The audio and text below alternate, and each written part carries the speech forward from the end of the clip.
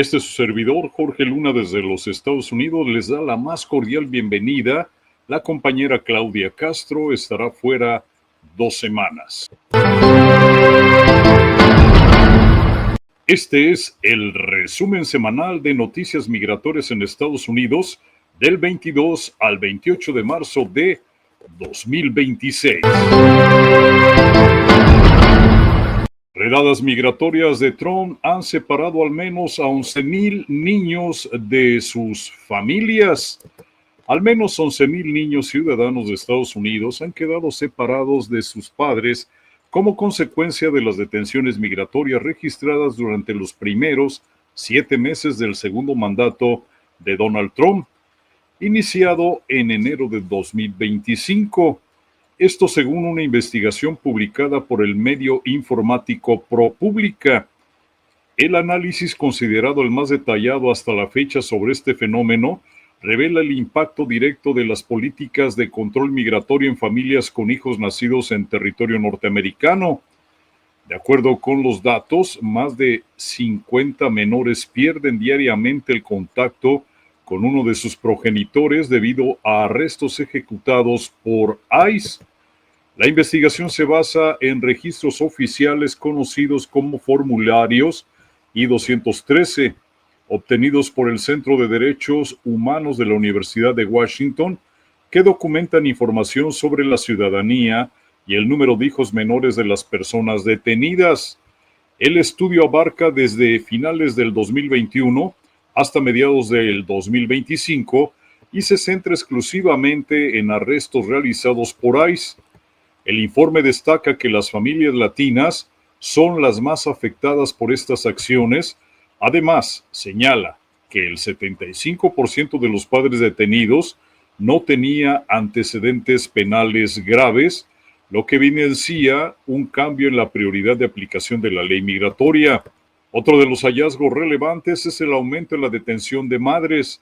Durante el actual mandato, las deportaciones de mujeres con hijos ciudadanos estadounidenses se han incrementado a una tasa de 4 veces mayor en comparación con la anterior administración. Los datos también muestran que, bajo Trump, las madres tienen menos probabilidades de ser liberadas tras su arresto, mientras que en el periodo previo, cerca de un tercio de los casos terminaba en deportación. Actualmente, esa proporción se ha elevado a casi el 60%. Minnesota demanda a la administración Trump, reclama información de asesinatos de René Good y Alex Pretty. En un desafío directo a las políticas de seguridad de la Casa Blanca, el estado de Minnesota y el condado de Hennepin presentaron una demanda federal contra la administración de Donald Trump. La querella exige la entrega inmediata de pruebas relacionadas con los tiroteos donde murieron los ciudadanos estadounidenses de raza blanca, René Good y Alex Pretty, a manos de agentes federales. Los demandantes también cargaron contra los objetivos migratorios y advirtieron de que los tiroteos son un ejemplo de las acciones violentas cometidas por los agentes federales en el estado de Minnesota. Los agentes federales también llevaron a cabo detenciones ilegales, redadas, arrestos y operativos peligrosos en espacios públicos. El operativo generó un temor generalizado entre los residentes de Minnesota, tanto de ciudadanos como no ciudadanos. Esto lo detalla la querella legal. La demanda además ha solicitado al tribunal que declare la práctica de seguridad nacional y el Departamento de Justicia para negarse a compartir material de investigación con la autoridad de Minnesota y la califican como arbitraria y caprichosa, además de excesiva, con respecto a la aplicación de la Ley de Procedimientos Administrativos. Según los fiscales estatales, el gobierno federal ha bloqueado el acceso a información clave para proteger a agentes de ICE y de la patrulla de fronteras de posibles cargos penales. Por su parte, funcionarios federales han defendido que no todos los tiroteos requieren investigación de derechos civiles. El caso podría sentar un precedente sobre los límites de la autoridad federal frente a investigaciones estatales, en un momento en que la política migratoria continúa siendo uno de los temas más polarizantes en los Estados Unidos. ICE enfrenta un juicio federal a partir del 26 de mayo por las condiciones en las que mantiene a inmigrantes detenidos en un edificio ubicado en la calle 26 Federal Plaza en Manhattan, tras una demanda colectiva que denuncia hacinamiento, insalubridad y violaciones a derechos constitucionales. La querella fue presentada en agosto pasado por activistas de Make the Road New York, junto con abogados del bufete One Hecker y la Unión Americana de Libertades Civiles del Estado de Nueva York. Los demandantes sostienen que las prácticas de la agencia violan la primera enmienda al impedir el acceso a abogados y la quinta enmienda de la Constitución norteamericana al someter a los detenidos a condiciones punitivas sin un debido proceso. El caso será presidido por el juez federal Lewis Kaplan, quien ya había intervenido previamente al emitir una orden de restricción temporal y posteriormente una medida cautelar que limitó la capacidad de las celdas y obligó a ICE a garantizar alimentos, agua, productos sanitarios y acceso a la asesoría legal. De acuerdo con la demanda, decenas de inmigrantes fueron retenidos durante días en celdas diseñadas para una capacidad menor a 12 horas. Un análisis basado en datos de la propia agencia reveló que el tiempo promedio de detención en algunos casos superaba hasta los 4 días. Estados Unidos avanza en la instalación de boyas flotantes en tramos estratégicos del río fronterizo con México para frenar los cruces irregulares.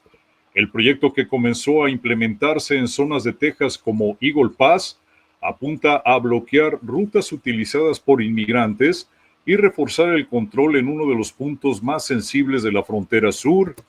Las primeras barreras se colocaron en el sector de Eagle Pass, una de las zonas con mayor presión migratoria en los últimos meses y años. El contexto explica la medida. Según datos recientes de la Patrulla de Fronteras, en los últimos años se registraron millones de encuentros anuales en la frontera sur norteamericana, en específico en Eagle Pass. En algunos meses pico, los cruces superaban 200,000 inmigrantes mensuales a lo largo de la frontera. Texas especialmente ocupa el primer lugar en estos cruces. Las boyas flotantes forman una barrera en el agua que dificulta el paso directo de personas y pequeñas embarcaciones. Su función principal es bloquear cruces en zonas específicas del río y desviar a los migrantes hacia puntos de mayor control. El objetivo primordial apunta a reducir el número de ingresos irregulares, apoyando el trabajo de la patrulla y vigilancia. En la práctica, obligan a quienes intentan cruzar a buscar rutas alternativas y mucho más peligrosas de manera natural. Los críticos advierten que pueden aumentar riesgos para migrantes al desplazar los cruces a zonas mucho más peligrosas y señalaron que genera un aumento en la tensión legal y políticas de la región. Además, organizaciones y especialistas advierten que este tipo de barreras no resuelve el problema de fondo, sino que solamente cambia las rutas. ICE detuvo a más de 170,000 mexicanos durante operativos. El secretario de Relaciones Exteriores de México, Juan Ramón de la Fuente, aseguró que desde el 20 de enero de 2025 al 24 de marzo de este año, agentes de ICE detuvieron a 177,192 connacionales y 13,722 que se encuentran detenidos en Estados Unidos. Por su parte, el subsecretario para América del Norte de la misma Cancillería mexicana, el señor Roberto Velasco, dio a conocer entre 2025 y 2026 que 13 mexicanos perdieron la vida bajo custodia o durante operativos de ICE, una situación que motivó protestas diplomáticas hacia Washington. Estados Unidos despliega fuerzas para frenar migración desde Cuba y crece la tensión en el estado de Florida. Estados Unidos activó un despliegue conjunto con el estado de Florida para frenar el aumento de migrantes que intentan salir de Cuba por vía marítima. La medida, que involucra al Comando Sur norteamericano y refuerzos en zonas claves al sur del país, elevó la tensión en la región y encendió alertas por su impacto en miles de personas que buscan llegar a territorio estadounidense. El gobernador del estado de Florida, el señor Ron DeSantis, ordenó el refuerzo de la vigilancia costera y la coordinación con agencias federales y militares para evitar la llegada de migrantes cubanos a la costa del sur del estado. El despliegue marca un endurecimiento en la respuesta de Estados Unidos frente a la migración marítima desde Cuba, que ya se traduce en un incremento en las intercepciones marítimas. El jefe del Comando Sur norteamericano, el general Francis Donovan, confirmó en audiencia oficial en el Congreso norteamericano que el país se está preparando para distintos escenarios, incluyendo un éxodo masivo durante este periodo del año. Según explicó, el objetivo no es una acción militar, sino responde a una eventual crisis migratoria y además de proteger intereses estratégicos en la región. En esta misma línea, el alto mando dejó en claro que no existe un plan de intervención para Cuba, pero lo que sí existe es una planificación activa para gestionar flujos migratorios y garantizar la seguridad de instalaciones como la base naval de Guantánamo y la embajada norteamericana en La Habana. Este despliegue incluye mayor presencia de patrullas marítimas, coordinación con fuerzas militares del Comando Sur, refuerzo de controles en puntos estratégicos de toda la costa del Golfo de México y operativos para interceptar embarcaciones antes de que lleguen a tierra. En los últimos años, los cubanos se ubicaron entre las nacionalidades con mayor número de encuentros en la frontera sur de los Estados Unidos. Ex inmigrante exige 1.3 millones a Estados Unidos por detención ilegal, tortura después de una deportación.